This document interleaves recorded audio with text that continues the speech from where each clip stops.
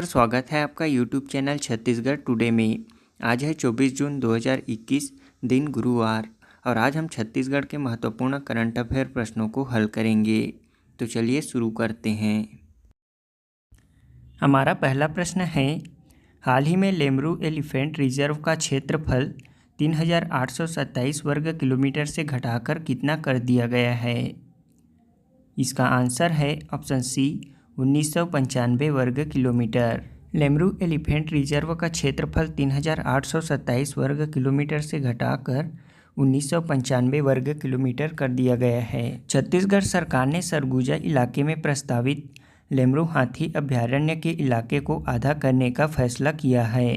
इस प्रकार इसका क्षेत्रफल 3827 वर्ग किलोमीटर से 1995 वर्ग किलोमीटर कर दिया गया है। इसके साथ ही छत्तीसगढ़ में बाघों की संख्या में वृद्धि के लिए भी छत्तीसगढ़ सरकार द्वारा महत्वपूर्ण कदम उठाए गए हैं। इसी कड़ी के तहत मुख्यमंत्री भूपेश बघेल ने छत्तीसगढ़ राज्य वन्यजीव बोर्ड की बैठक के तहत अचानकमार टाइगर रिजर्व में बाघों की संख्या में वृद्धि के लिए वर्ष 2021 एवं 22 के अंतर्गत 25 करोड़ 80 लाख रुपए के कार्यों का वर्चुअल शुभारंभ किया गया। अब इसके साथ साथ हम अचानकमार अभयारण्य के बारे में भी जान लेते हैं। अचानकमार अभयारण्य मुंगेली जिला में स्थित है। इसकी स्थापना सन 1975 में की गई थी।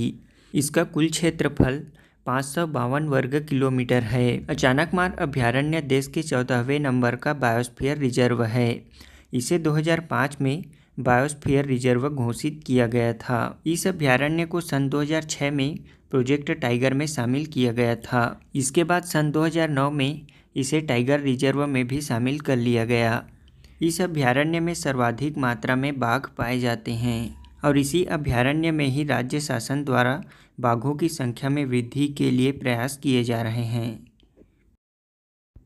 हमारा अगला प्रश्न है, छत्तीसगढ़ में जल जीवन मिशन के तहत कब तक राज्य में मुफ्त नल कनेक्शन देकर शुद्ध पेयजल प्रदान करने का लक्ष्य रखा गया है? इसका आंसर है ऑप्शन ए, 2023 तक। छत्तीसगढ़ शासन द्वारा जल जीवन मिशन के तहत 2023 तक राज्य में मुफ्त नल कनेक्शन देकर शुद्ध पेयजल प्रदान करने का लक्ष्य रखा गया है।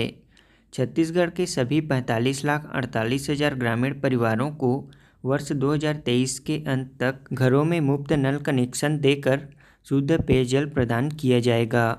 जल जीवन मिशन के अंतर्गत अब तक 5,66,000 घरों में नल के माध्यम से शुद्ध पेयजल पहुंचाने का काम पूरा कर लिया गया है। मुख्यमंत्री भूपेश बघेल ने जल जीवन मिशन के तहत 16 जिले के लगभग 238 करोड़ रुपए की लागत के 658 कार्यों का भूमि पूजन वर्चुअल माध्यम से किया गया।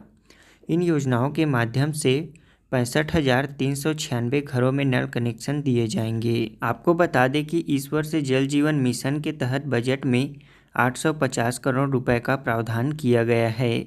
इस साल 22 लाख से अधिक परिवारों को नल के माध्यम से शुद्ध पेयजल आपूर्ति का काम पूरा कर लिया जाएगा। इसके साथ साथ स्कूलों, आंगनबाड़ी केंद्रों तथा सार्वजनिक स्थानों में भी रनिंग वाटर की व्यवस्था की जाएगी।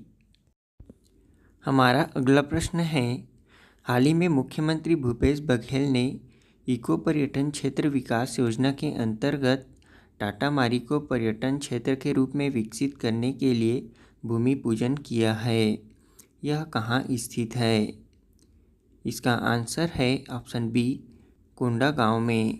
मुख्यमंत्री भूपेश बघेल ने इको पर्यटन क्षेत्र विकास योजना के अंतर्गत टाटामारी को पर्यटन क्षेत्र के रूप में विकसित करने के लिए भूमि पूजन किया है। यह नेशनल हाईवे क्रमांक 30 पर कोंडागांव जिले के केशकाल से 2 किलोमीटर दूर स्थित है। टाटामारी को जिला प्रशासन द्वारा इको पर्यटन क्षेत्र के रूप में विकसित किया जा रहा है। इसी के तहत भूपेश बघेल ने टाटामारी स्थित पर्यटन क्षेत्र को राज्य के पर्यटन के रूप में विकसित करने के लिए भूमि पूजन किया है। यहाँ पर्यटकों के लिए बेहतरीन सुविधाओं के साथ साथ रुकने के रिजॉर्ट का निर्माण किया जा रहा है।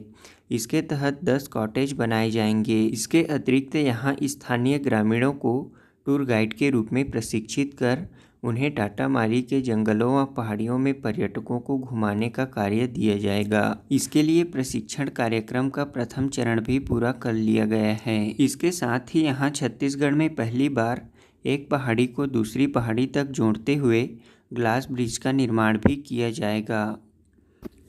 हमारा अगला प्रश्न है, संयुक्त राष्ट्र लोक सेवा दिवस कब मनाया जाता है? इसका आंसर है ऑप्शन सी 23 जून को। संयुक्त राष्ट्र लोक सेवा दिवस 23 जून को मनाया जाता है। यह दिन विकास प्रक्रिया में सार्वजनिक सेवा के योगदान को उजागर करने और समुदाय के लिए सार्वजनिक सेवा को महत्व देने के लिए मनाया जाता है। बता दें कि 20 दिसंबर 2002 को संयुक्त राष्ट्र महासभा ने एक प्रस्ताव पारित करके प्रतिवर्ष 23 जून को संयुक्त राष्ट्र लोक सेवा दिवस के रूप में मनाने के लिए नामित किया था। यह दिन उस तारीख की वर्षगांठ का प्रतीक है जब अंतर्राष्ट्रीय श्रम संगठन ने दुनिया भर के सभी सिविल सेवकों की कामकाजी परिस्थितियों का निर्धारण करने के लिए श्रम संबंधी लोक सेवा पर कन्वेंशन को अपनाया था। हमारा अगला प्रश्न है, हाल ही में भारतीय नौसेना और किस देश की समुद्री आत्मरक्षा बल के जहाज़ों ने हिंद महासागर में संयुक्त नौसैनिक अभ्यास किया है? इसका आंसर है ऑप्शन सी जापान ने। भारतीय नौसेना और जापानी समुद्री आत्मरक्षा बल के जहाज़ों ने हिंद महासागर में संयुक्त नौसैनिक अभ्यास किया है। इस अभ्यास का उद्देश्य हिंद महासागर में free and open Indo Pacific का अनुभव करने के लिए एक संयुक्त नौसैनिक अभ्यास में भाग लिया था। पिछले कुछ वर्षों में भारत और जापान के बीच नौसेना सहयोग का दायरा बढ़ा है। यह भारत समुद्री द्विपक्षीय अभ्यास जीमेक्स का चौथा संस्करण था। हमारा पहला प्रश्न है, हाल ही में भूपेश बघेल द्वारा किस जिले में पपीता प्रोजेक्ट का वर्चुअल लॉन्च किया गया है? इसका आंसर है ऑप्शन बी बस्तर जिले में। हमारा अगला प्रश्न है, हाल ही में छत्तीसगढ़ शासन ने किस नदी परियोजना के कमांड क्षेत्र के विकास एवं जल प्रबंधन कार्य के लिए 81 करोड़ 40 लाख रुपए स्वीकृत किए हैं? इसका आंसर है ऑप्शन सी केलो परियोजना। हमारा अगला प्रश्न है, छत्तीसगढ़ के किन 2 राष्ट्रीय उद्यान और अभयारण्य को टाइगर रिजर्व घोषित किया जाएगा? इसका आंसर है ऑप्शन डी गुरु घासीदास राष्ट्रीय उद्यान और तमोर पिंगला अभयारण्य को। हमारा अगला प्रश्न है, अंतर्राष्ट्रीय आपराधिक न्यायालय इंटरनेशनल क्रिमिनल कोर्ट के मुख्य अभियोजक किसे बनाया गया है? इसका आंसर है ऑप्शन ए करीम खान को। हमारा अगला प्रश्न है, हाल ही में किसे विश्व बैंक के उच्च सलाहकार समूह का सदस्य नामित किया गया है? इसका आंसर है ऑप्शन ए मोंटेक सिंह अहलुवालिया को। अब हम कल के क्विज का आंसर जान लेते हैं।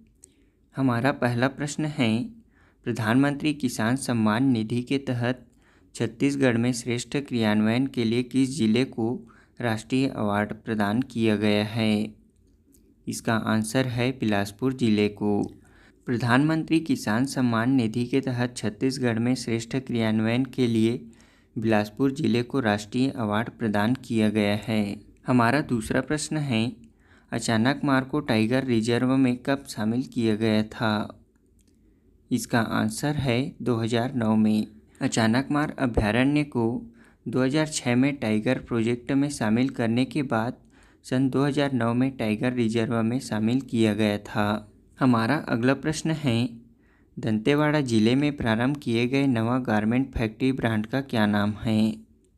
इसका आंसर है डेनेक्स। दंतेवाड़ा जिले में प्रारंभ किए गए नवा गारमेंट फैक्ट्री ब्रांड का नाम डेनेक्स है।